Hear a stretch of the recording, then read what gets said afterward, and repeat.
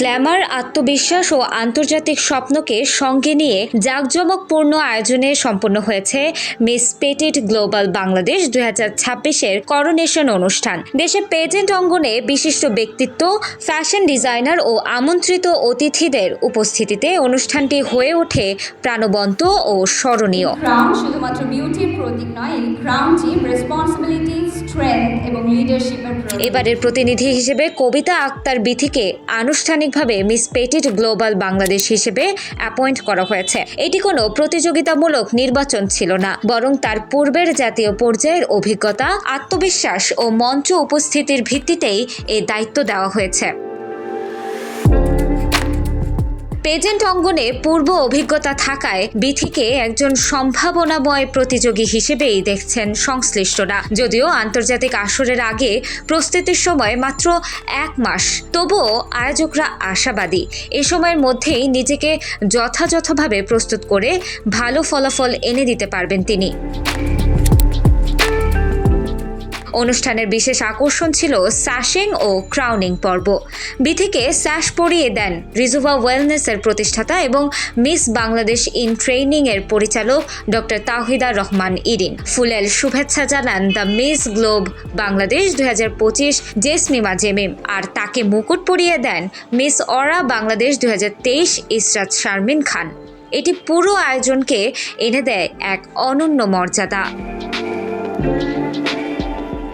অনুষ্ঠানে দেশের পেজেন্ট ইন্ডাস্ট্রির পরিচিত মুখদের পাশাপাশি উপস্থিত ছিলেন খ্যাতনামা ফ্যাশন ডিজাইনাররা। আরও উপস্থিত ছিলেন ডিজাইনার সোনি রহমান, যার আন্তর্জাতিক মঞ্চে বাংলাদেশের ন্যাশনাল কস্টিউম তৈরিতে কাজ করার কথা রয়েছে। এই আয়োজনের নেতৃত্বে ছিলেন ন্যাশনাল ডিরেক্টর ফাহমিদা সুলতানা দিমা। পেজেন্ট জগতে দীর্ঘদিনের অভিজ্ঞ এই সংগঠন জার্মানিতে কুইন্স ক্যাম্পের সঙ্গে কাজ করে আন্তর্জাতিক মানের প্রশিক্ষণ প্রদান করে আসছেন। তার দিক নির্দেশনায় বাংলাদেশি প্রতিযোগীরা ধীরে ধীরে বৈশ্বিক অঙ্গনে নিজেদের অবস্থান শক্ত করছে। মিস পেটিট গ্লোবাল একটি আন্তর্জাতিক সৌন্দর্য প্রতিযোগিতা, যা অপেক্ষাকৃত কম উচ্চতার প্রতিযোগীদের জন্য একটি বিশেষ প্ল্যাটফর্ম তৈরি করেছে। এই প্রতিযোগিতায় অংশগ্রহণের সর্বোচ্চ উচ্চতা নির্ধারণ করা হয়েছে 168 সেন্টিমিটার। বাংলাদেশের নারীদের গড় উচ্চতা প্রায় 150 থেকে 152 সেন্টিমিটার হওয়ায় প্ল্যাটফর্মটি তাদের জন্য বিশেষভাবে উপযোগী। অনেক আন্তর্জাতিক প্রতিযোগিতায় উচ্চতার সীমাবদ্ধতার কারণে বাংলাদেশের অনেক যোগ্য প্রতিযোগী অংশগ্রহণের সুযোগ পান না, এমনকি অংশ নিলেও কখনো কখনো বৈষম্যের শিকার হন। সেদিক থেকে মিস পেটিট গ্লোবাল একটি অন্তর্ভুক্তিমূলক উদ্যোগ হিসেবে বিবেচিত হচ্ছে। এবছরের আন্তর্জাতিক প্রতিযোগিতা অনুষ্ঠিত হবে মালয়েশিয়ার কুয়ালালামপুরে। এটি প্রতিযোগিতার 5ম আয়োজন, যা গোল্ডেন এডিশন হিসেবে পরিচিত। এটি এখন পর্যন্ত সবচেয়ে বড় আসর হতে যাচ্ছে। এখানে আজকে যিনি নির্বাচিত হবেন তিনি মালয়েশিয়ার কুয়ালালামপুরে মিস পেটিট গ্লোবাল 2026-এ পার্টিসিপেট করবেন এবং বাংলাদেশকে বিশ্ব দরবারে রিপ্রেজেন্ট করবেন। আয়োজকদের তথ্য অনুযায়ী প্রায় 40টি দেশের প্রতিযোগী এতে অংশগ্রহণ করবেন।